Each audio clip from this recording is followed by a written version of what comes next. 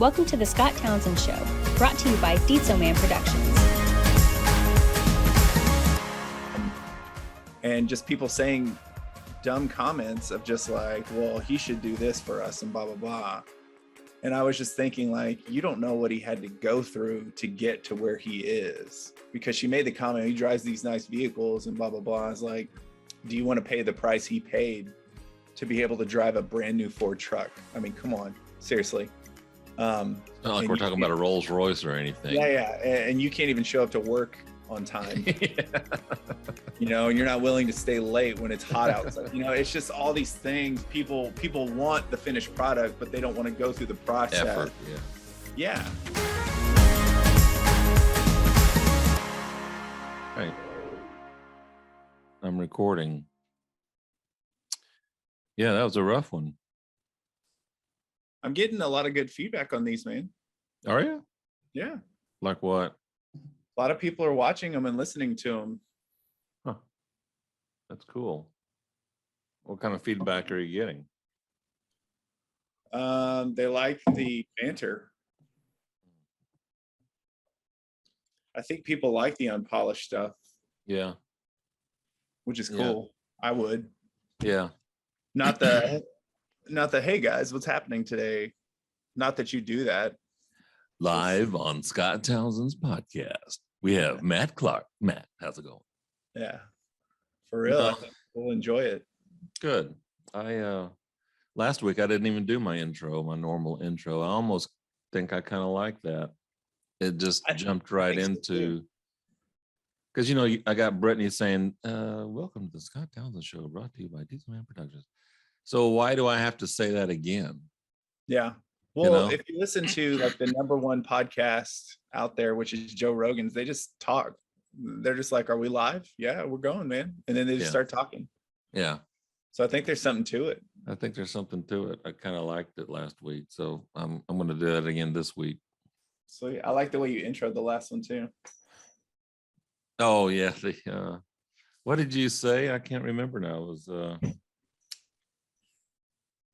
what was that?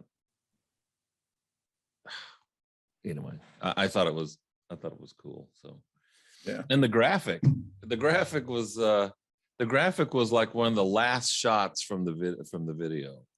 Yeah. And you just happened to lean over like this for a second, and I was looking for some kind of, each week I try to do a different photo, you know, a graphic, so they're not all the same. And I thought about doing them all the same, and no, I don't want to do that. So I was looking, and I went to the very end, and I don't know, just I stopped for a second, and I was like, oh, wait a minute, back it up a little bit, back. Yep. I was like, man, that almost looks like a cover to a jazz album or something. You know?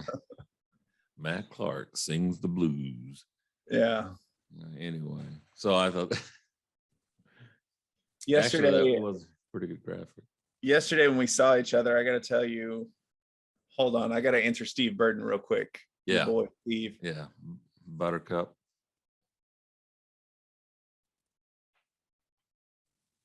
Want me to call you?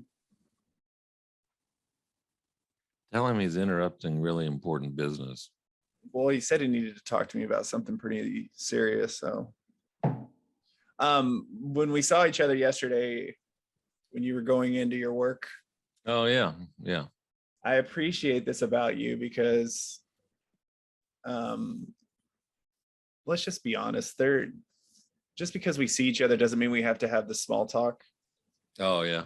It was just a wave and you kept going, and I felt that tension of, do I go talk to him? And I just noticed you kept walking, and I was just like, it's going to be a good day. I don't have to listen to Townsend's bull crap. No, not even that. It's just, I'm busy. You got to get to work. Yeah. We know. We're good. Yeah. No, that's cool. Yeah. Yeah. So this is the last chapter of Crazy Love by Francis Chan and Matt Clark, youth pastor and all-around great guy, leading the men's group on Monday morning at the Outpost Coffee shop in Bartlesville. I want to go into Outposts a little bit later, but right now, kind of finishing up chapter 11. So he said there should be a lot of difference. Or what do you say? There should be a big difference in the next 5 years. So what do you think he meant by that? I think if you apply the principles he's talking about, like actually pursuing God, or like if you really make an effort to do that, there's going to be a definitive change in your life, how you are, what you say, how you respond. I think a big one is, just people will notice something different about you and you don't even have to say a word. Right. Which is kind of one of my goals in life, is to I just want people to just, man, I really like him. I really want to, I want my life to be better because he's in my life, not that I think I'm anything important or anything big. I don't, but I want people to be better off after they meet me or know me, if that makes sense. Mm-hmm. And I think if I'm pursuing God, if I'm pursuing the things that, I should be doing, because I'm not, I would say that you would probably feel the same way about your life. I'm nowhere near where I need to be. But if I'm making an effort, there's going to be a change in my life that draws people in. I know several guys, I think all the guys in the group actually, I don't know if I can say that or not, but a lot were admittedly, some felt they were worse in the last 5 years than better. Yeah. And that's probably a lot of us. I know I was probably included in that. Not probably. I was included in that little. Do you need to call Steve real quick? No. Francis said something in page 176. This is just a sidebar. God decided to keep me on earth for another 5 years since writing Crazy Love. God decided to keep me on earth. Okay, so I mean, I know we all have to die, but I always thought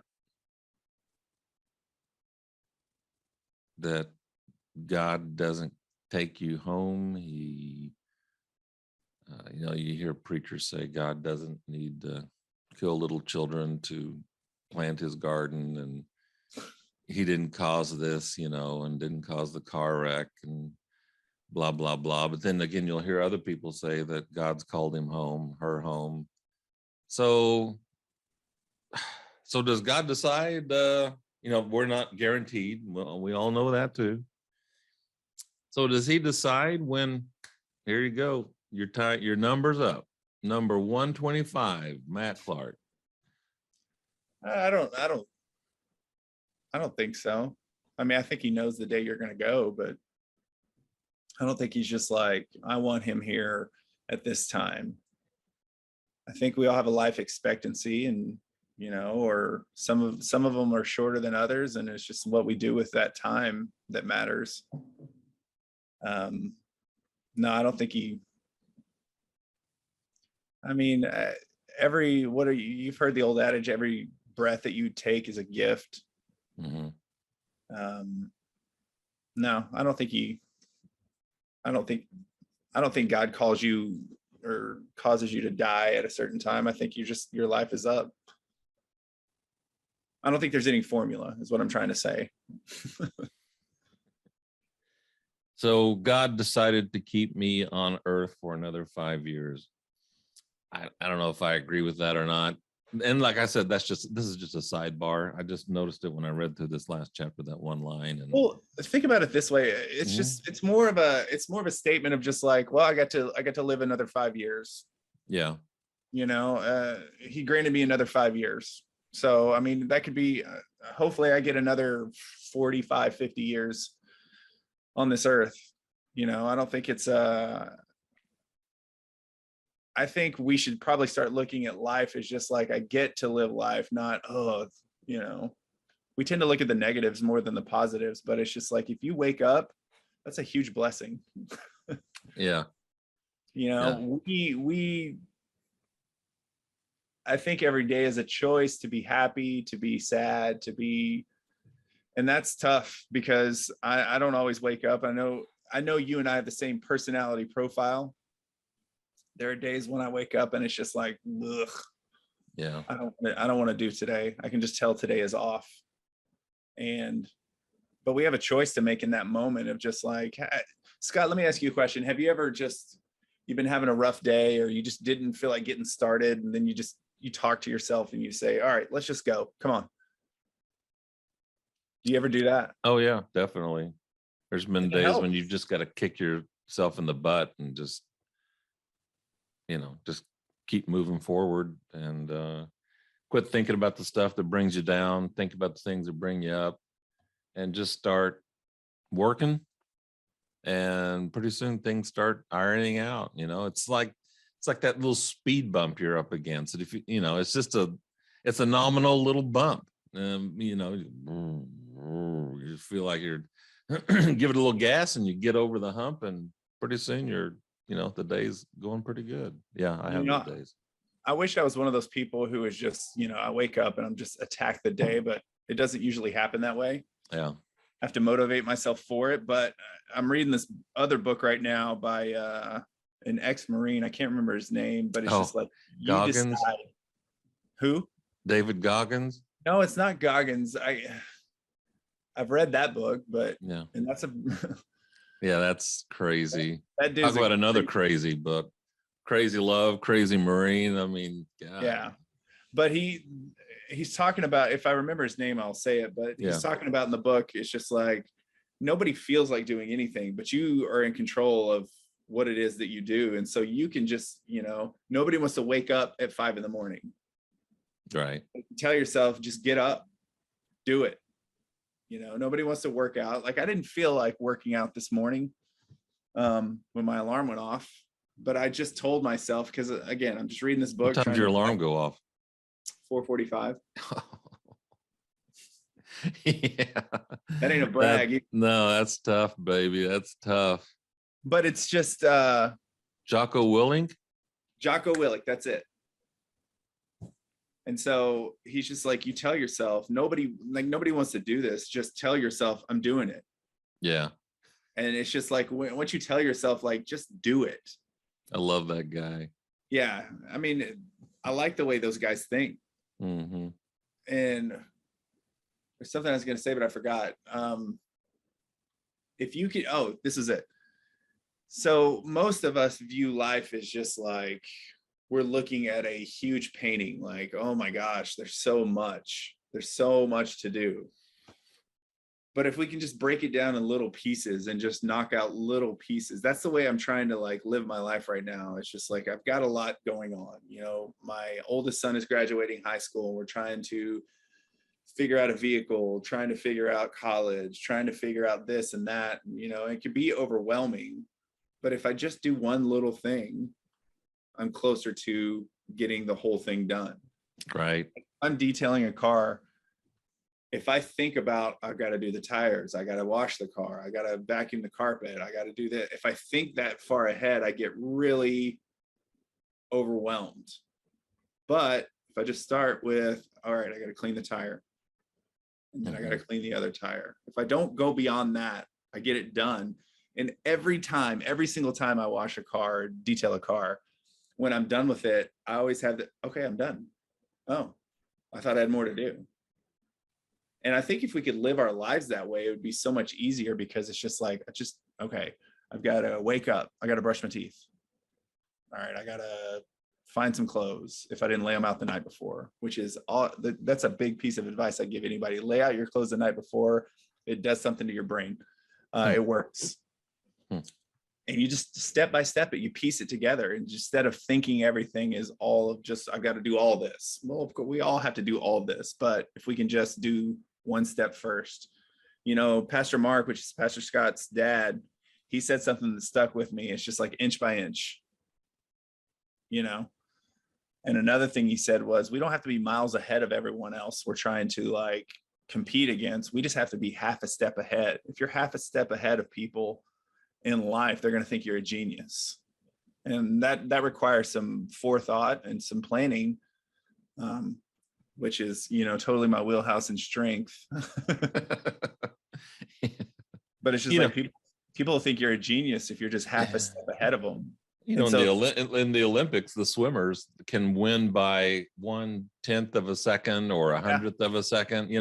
It's just boom, and whoever touches the end of the pool first, of course. But it's always it's amazing to me how it is so close. You just have to be, when you're competing like that. Yeah, you just have to be one. It comes down to 100th of a second. And it's crazy they never talk about the person who was 100th of a second behind. It's not that they didn't put as much effort into it. It's just my fingers were longer, Yeah, that's amazing. So I think about your spiritual walk with God. Like most people who get saved in church, they pray the believer's prayer, which is like they ask Christ into their heart. They automatically think, okay, I've got to change everything I do now. I remember when I got saved when I was younger, I was like, I have to talk different now. I have to talk like they talk. I have to dress like they dress, which sounds very cultish, if I'm being honest. Gotta talk in King James English. Yeah. And it's not that way. The thing I'm coming to realize, and after living 41 years, is I can't change anyone. That's God's job.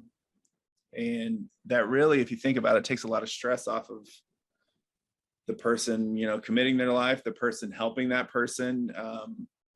It's just like, let God do that work. Just put yourself around him and let him change your heart. Let him change your mind. It's not a one-time, one-step process. And do I think God could do that? 100%. He could change somebody radically overnight. But for most of us, it's not that. It's a daily seeking after him. It's a daily, like, what does God's word have to say about this thing that I'm facing or dealing with? Or what did Jesus do when he was on earth? It's a constant, like, okay, challenging your behaviors, challenging your thoughts, and moving forward. It's just constantly moving forward, but not putting that pressure on yourself to change, but just putting that pressure on God, because believe it or not, folks, God can handle the pressure of helping us change.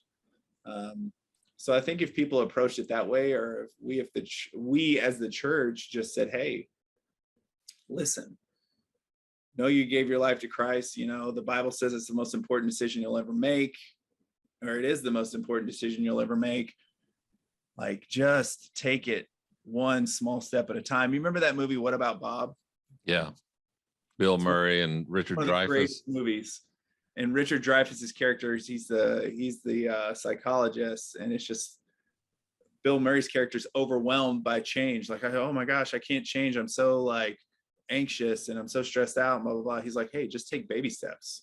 He's like, and so once he said baby steps to this guy, it clicked. And he was just like, all I got to do is baby steps. He's like, oh, baby steps to the door, baby steps to the, this, baby steps to that.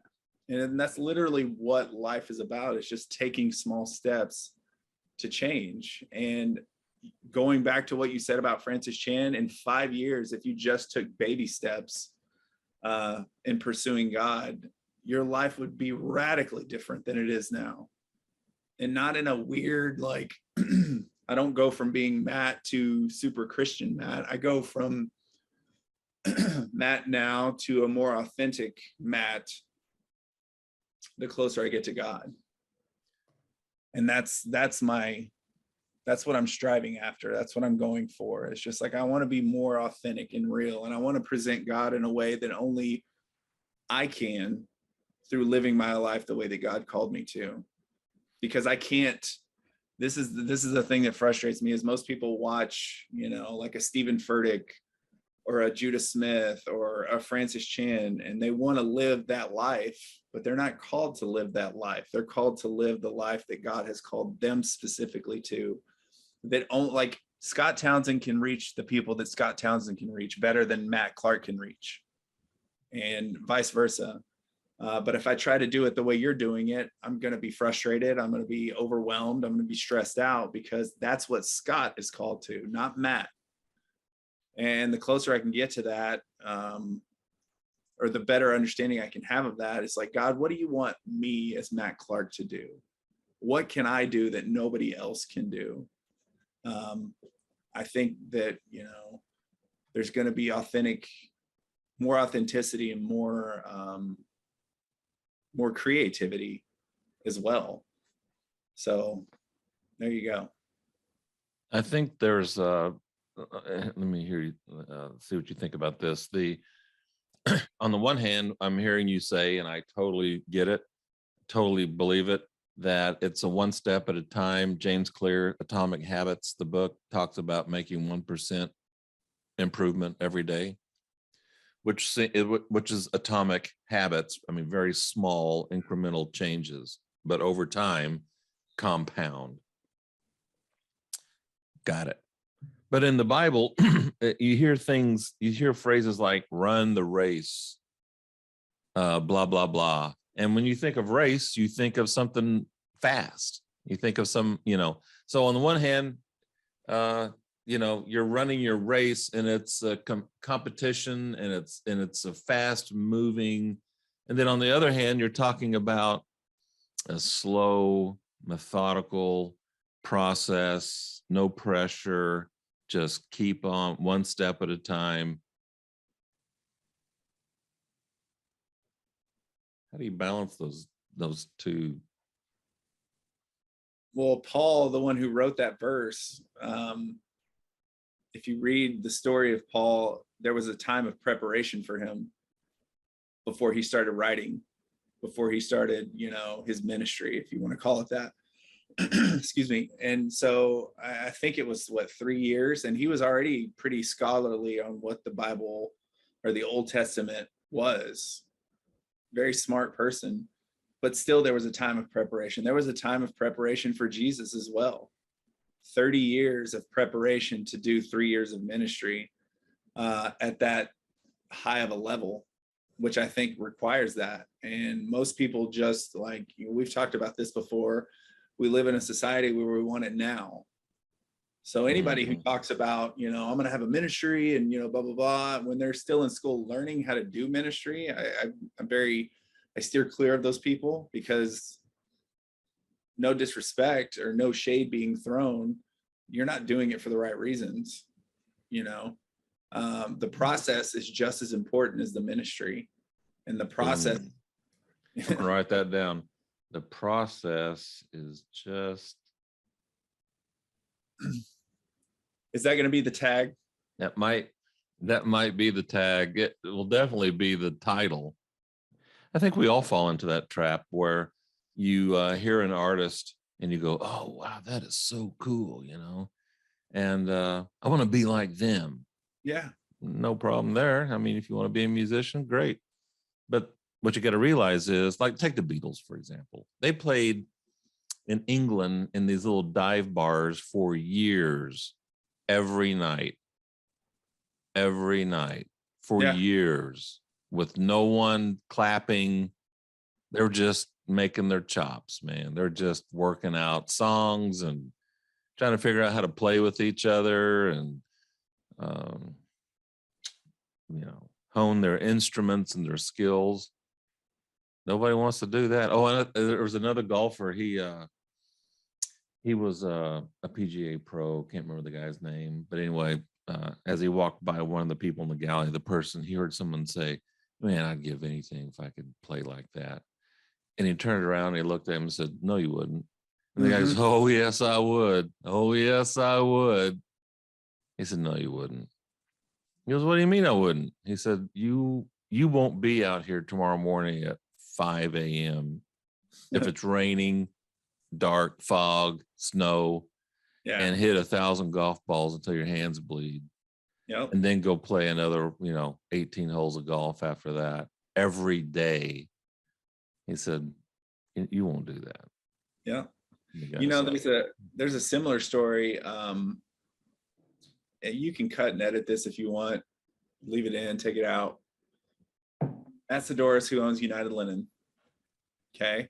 Now, the owner of a company works really hard, to get to be the owner of a company. But the way he came by owning the company is that there was a lot of tragedy and suffering that went along with it. And for those of you who don't know the story, he became the owner of United Linen because his parents and aunt and uncle passed away who used to run the company. And so there were many nights where it was just like 4:30 in the morning, still at the plant, sorting through, trying to figure out how they're going to get things done, and all these things that happen over years of time. And then finally over years, they find a formula that works and they apply it. And and now Matt Sidoris drives a nice car, drives a nice truck, has a nice house, which he's totally entitled to because he put in that effort. And I remember talking to one of the employees when I worked there where they said, he should share some of that money with us. To which I responded, well, you have a job here, so he is kind of sharing it with you. And just people saying dumb comments of just like, well, he should do this for us and blah, blah, blah.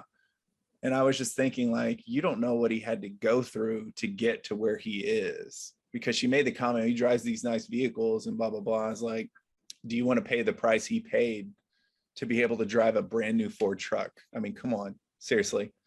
Not like we're talking about a Rolls Royce or anything. Yeah. And you can't even show up to work on time. Yeah. And you're not willing to stay late when it's hot outside. It's just all these things. People want the finished product, but they don't want to go through the process. Effort, yeah. And I want this. Here's what I want. Has this journey of my faith been easy? No, not at all. Have there been some ups and downs? Yes, there's been probably more ups than downs, but the downs seem like they were worse than they are. But I'll be able to minister through all of it, because of it, not in spite of it. There's many, you learn from good leaders and you learn from bad leaders. It's just how you choose to approach it and how you choose to view it and move forward through it. That's important. The process is important, and most people are not willing to pay the price. They just want the results like they had. And so I don't want to hear I don't want a preacher or a pastor or somebody talking to me about something they haven't gone through. It's hard for me to listen to those people. Mm-hmm.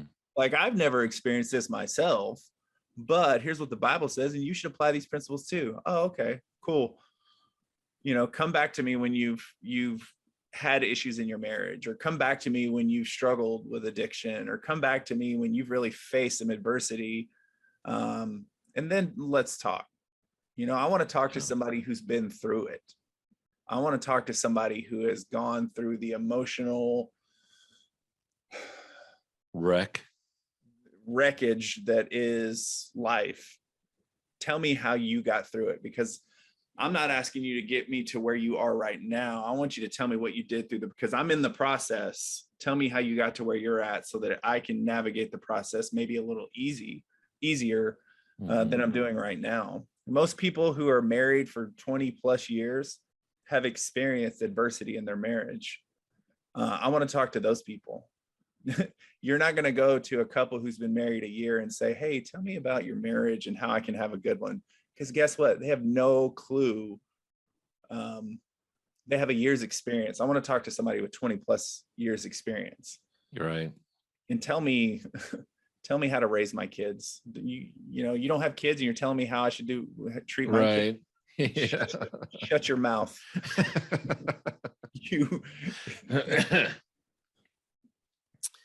That is a good promo for a men's group. It's talking about, maybe shift gears here just for a second, swing over to the just men's group in general. I think that's one of the benefits of this men's group in particular, and I'm sure for all in general, is that you surround yourself with guys that have experience that you need, but you don't have it yet. And so, we've got guys that are in their 60s and we got guys that are in their early 20s. And so there's all kinds of perspectives there. And someone can pipe up and say, I'm getting a divorce, or we're talking about getting a divorce. We're talking about death in the family. We're talking about financial, whatever, how to raise kids. And chances are there's somebody in that group that has had experience in that and can speak to that. Oh yeah, for sure. So that's kind of nice to have. It's kind of like the Knights of the Round Table. There's all kinds of experience there, and they can help each other, both from a biblical standpoint, but also from a very practical, experiential 100% perspective. Yeah, I mean, we have guys just starting the process, we have guys in the process, and we have guys who have gotten through the process, and we have guys that have gotten through the process who have failed. Which is, I mean, we look at failure as a bad thing in society, but failure is a good thing if you choose to learn from that failure and keep moving. Mic drop. That's another teaser there. Yeah, I got it today. Man, you're dropping gold here. When we were having trouble setting up this Zoom call, I was just like, man, this is going to be a good one, because something's fighting us to not do this. Oh man, yeah. So you're so true. You're so right. We talked about that in one of two men's meetings ago, talking about I have a grandchild now, Amelia, cutest baby in the world. Sorry, just had to say that little plug. But anyway, I support it. Yeah, she struggles to hold her head up because she's like 5 months old. She's going to struggle to roll over. She's going to struggle to walk. She's going to struggle to talk. But do we call these failures? No. Oh, she failed walking today. No, she's trying. She's practicing. She's struggling. And we don't think we expect that. But then somehow as we get older, we don't want to go through the struggle anymore. We don't want to go through the practice. We just want to do. Yeah. And we want to do things that we've never done before. So we have a problem with struggle and the word failure and practice. And so you don't want to fail because you don't want to fail in front of everybody else. Well, if you're in baseball and in practice, a fly ball gets popped and the guy in the outfield goes back and he misses it. Okay, you tried your hardest. Okay, you didn't catch the ball. I guess you could say you failed in catching the ball. So let's do it again. This is the place to do this. This is the time to practice and to struggle and to learn how to position yourself. The guy could throw his glove down and say, I failed, I'm out of here. And everybody would look at him like, are you crazy? Let's do it again. Let's do it again. Batters, same way. I mean, they just keep swinging. They keep swinging and practice until they learn how to connect and how to connect with different pitches. And then it starts getting really tricky. I don't know. We have such a horrible a relationship with a failure, but failure is actually a sweet gift that shows us how something didn't work. So now we know what to do next time. Okay. Yeah. What do you think? How about marriage? I love the fact how about it? We have a 21-year-old newlywed in our group.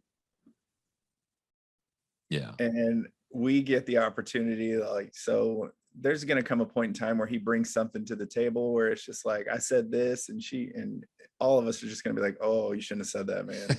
That was wrong.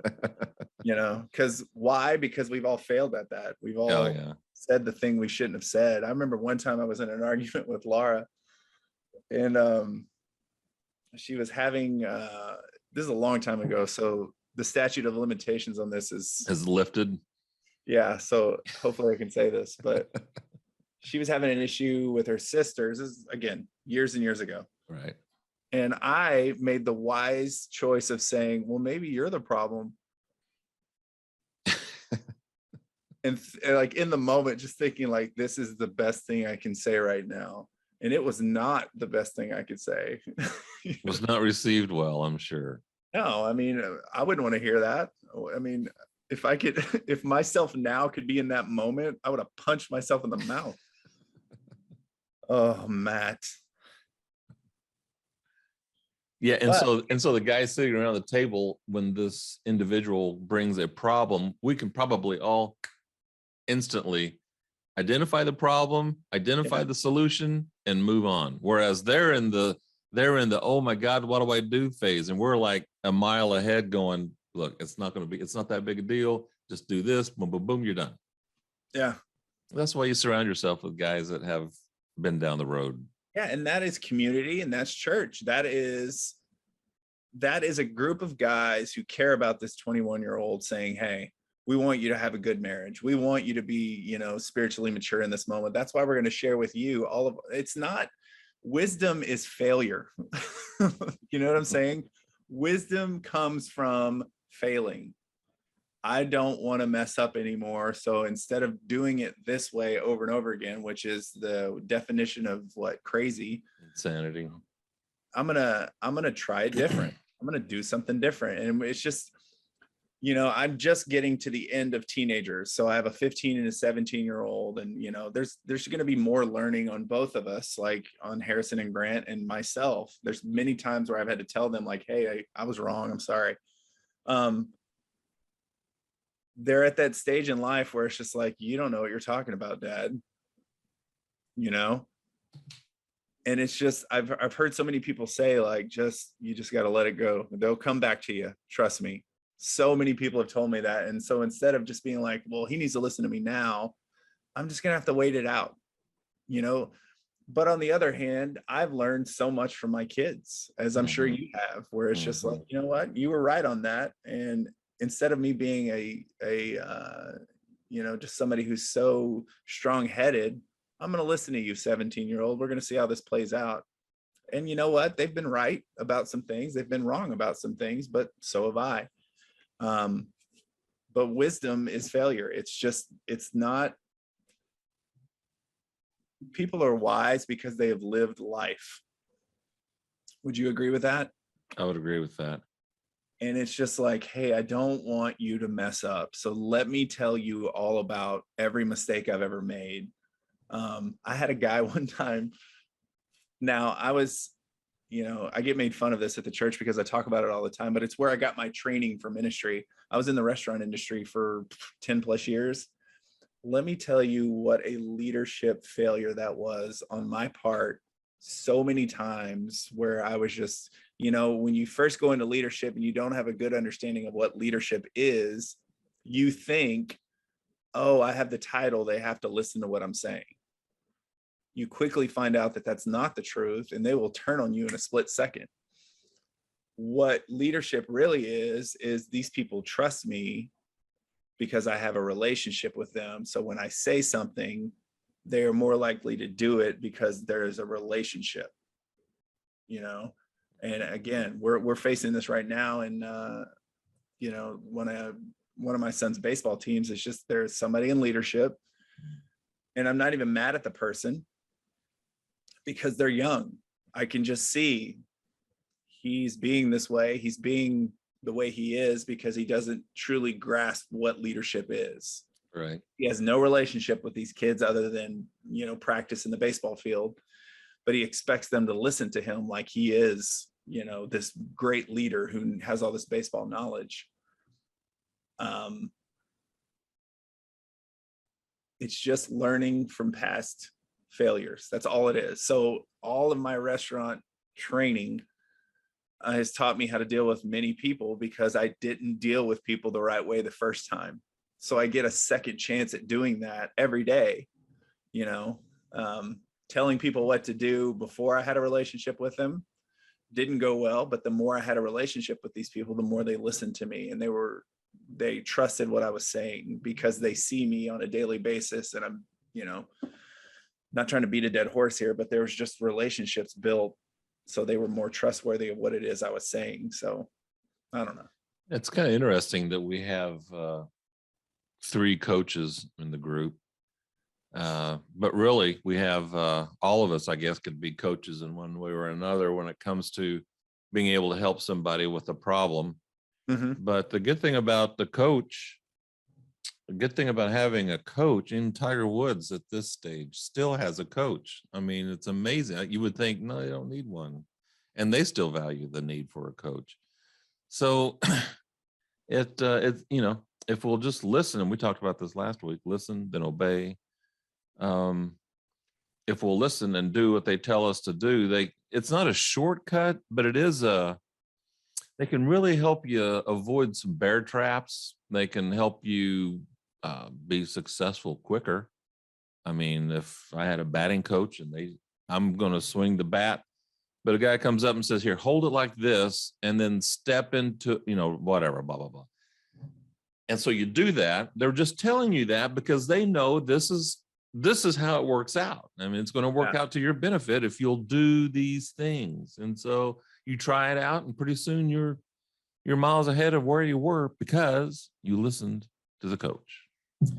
My favorite show of all time, and this is going to tell you how nerdy I am, is The West Wing.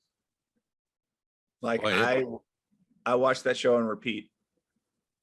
I don't know what it is. My family hates it. They think it's the most boring show on TV, but there's something about this show that it was written so well. Yeah, Aaron Sorkin. Yeah, dude. I will probably watch anything that guy writes because he's so good at like crafting dialogue.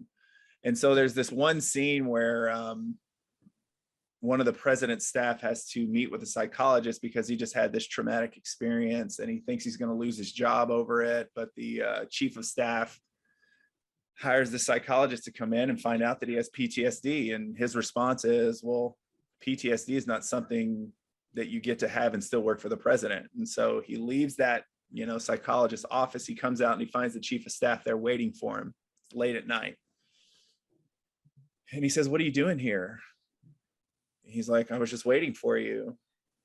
And so he's just waiting to get fired. And he says, the chief of staff tells him the story. He says, guy's walking down the street and he falls into a pit. And he's just sitting in the pit. He can't get out. And a priest walks by and he's like, hey, minister, can you get me out of this pit?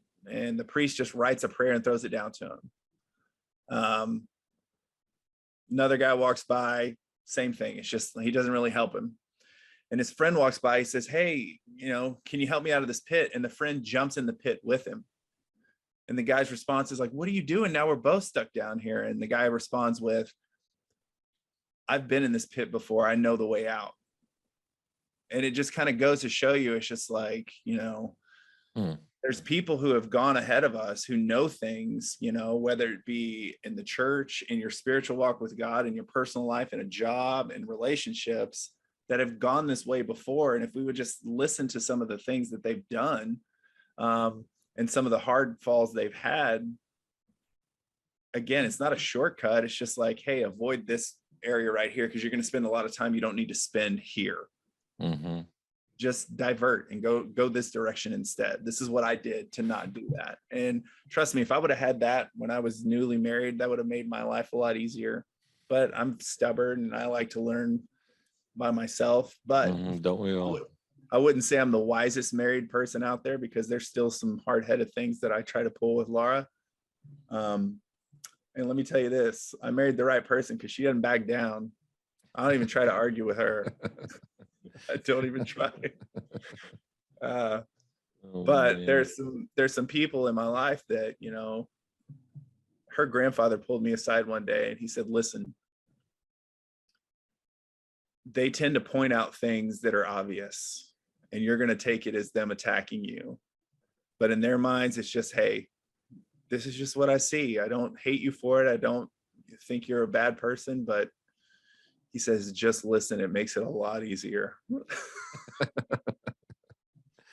Oh, truer words were never spoken. How many times I've fallen into that trap where Celeste starts talking to me. And I'll say, well, here's how you do it. She goes, no, I just want to talk about it. Yeah. And okay. That's like nails on a chalkboard to him, yeah. Man. But you know what? I've done so well at this lately. I'm just gonna pat myself on the back because Laura just started a new phase of her job. And she's been stressing out about it. And I'm not saying I've been awesome, like, But she sent me a text this morning that said, I'm finally starting to figure this out. And I responded with, I never had a doubt in my mind. Oh man, you get a gold star. Yeah, you got some gold stars coming your I'll take way. a gold star any day. You're right. I guess the last thing, the men's group, I was going to go into the Outpost and stuff, but a shout out to Jude and the Outpost. They do a great job hosting us. Yes. That Jude Outpost, and Sophie. huh? Jude and Sophie. I don't want to leave Sophie out. She does a killer job. And Morgan. And Morgan, yes. Yeah, and Brandon, I think. Is it Braden or Brandon? Braden? I think it's Brandon. So this Outpost, just real quick, it was a gas station. It's probably one of the most unique coffee shops designed by, I don't know, what's the story there? The story is, so there's a guy who works at Phillips. His hobby was roasting coffee. And he was just like, I mean, I got the brief version. He roasted coffee, has a buddy who works for Apple, who is also an architect, and they just kind of redesigned the building to kind of keep that same feel as the old building, but add some newer, So it was a garage, it was a mechanics shop, so to speak. 2-car mechanic shop. 2-car bay, 2 bays, It's really cool, It's one of the cool. I mean, I had this idea. I wish I was a millionaire, because I would go all over and just buy up little old gas stations and turn them into Outposts. There's your franchise. Yeah, that's awesome. Anything else? I think the book was good overall. Learned a lot. It's helped to change many lives. I know a lot of lives in our group. In 5 years, the last thing I wrote down here is we should happen to life instead of life happening to us. It's good. And I think that's too many times, myself included, we just kind of sit back and let life happen instead of having a plan and applying change. And like lifting weights. In 5 years, where are you going to be? Are you going to be the same schlub on the couch, or are you going to have thinner waist, bigger biceps, whatever, run longer, faster? It's up to you. So anyway, last words from Matt Clark. No, I gave you everything I had. You're done. You're spent. Well, I'll say That's this. Good. That's good. Well, anytime you don't feel like doing something, it's usually when it's the best time to do it. Like working out. And just be honest with me, Scott. And this is not me saying I don't like doing this. Right. There are times where we don't feel like doing this, but we're committed to doing it. And every time I don't feel like doing it, it's always the best one. So I appreciate you asking me to do this. This has been fun and awesome. So are we going to continue it on once we get into the Gospels? I mean, I think we probably should. Hey, if you're listening out there and you want us to continue, leave a comment. Tell Matt. If you see Matt, say, hey, stop it or keep it going. If you see me, say, stop it or keep it going. Send an email, scott@scott.townsend.info. Love to hear feedback from you guys. We've heard some good feedback up to this point. Should we keep it going? Should we not? Maybe do a poll? I don't know. We'll figure it out. But whether you like it or not, we're going to keep doing it. Because we're stubborn. Yeah, we're just stringing you guys along. No, not really. What Jocko Willink book are you reading? It's like Principles of Leadership or something. It's a very short read. It doesn't have a lot per page. Is it like discipline equals freedom, or? I think so. Yeah, that's it. Okay. Right. Okay. Cool. All right. Well, Matt, thanks for stepping in and not giving up when the link didn't work. I don't know why that didn't work, but anyway, we made it work. No biggie. Yeah. We need to do this live. I would like to know if people, not live, but together. Same actually room. Live might be interesting too. I think that would actually be cool. I've only done live once. How'd it go? It was fine. I mean, it was fine. Well, we had some people watch. This was like 5 years ago. And Yeah. But yeah, it would be fun to do a live one. Heck, maybe next week we do a live one. Where would we do it live? I guess Facebook Live. I don't know, wherever. But I definitely want to be in the same room with you. I think it'd be cool. Okay. We will work that out. All right, Matt. Well, for Matt Clark, thanks for joining. There, we'll start over. We'll cut that out. That sucked. Yeah, that was so. Hey, do the turn away. You got to do the turn away. You're not going to be able to do it. Yeah. So for Matt Clark, this is Scott Townsend. Thanks for watching, listening to the Scott Townsend Show. Have a great day. Everything's going to be all right. And we'll talk to you later.